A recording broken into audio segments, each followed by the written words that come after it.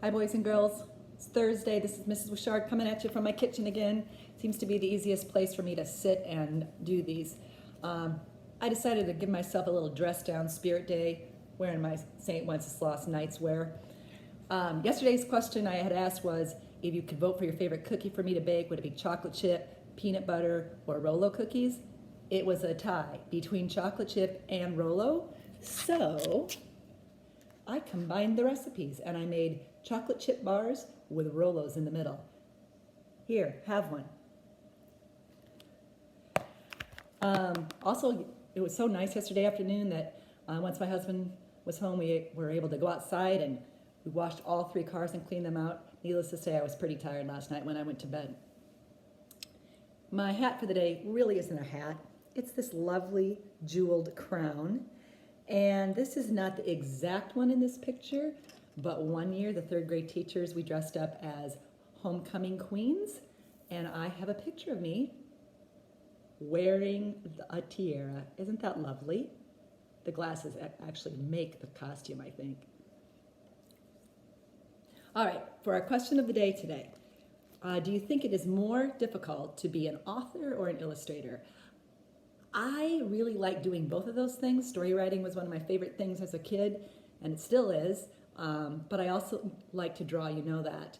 And so I tend to write a story first and then add pictures.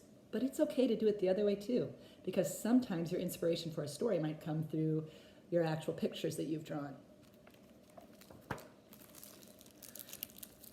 The fact of the day, the world's biggest frog is the size of a house cat. Can you imagine putting a leash on a frog and taking him for a walk? The neighbors might look at you kind of strange. Joke of the day. How do you keep a dog from barking in the front seat of your car? Move him to the back seat. And the advice of the day, little crayons still make bright marks. I think that really applies to you as kids. You're small, however, you can really make a big impact on people's lives by your actions and the good deeds that you do. Just a couple of things. I sent out an email blast to your parents about pulling out your work that needs to be turned in tomorrow. You will not be turning in Friday's work, so don't worry about that. But the email tells how to organize it and making sure your name and number is on everything.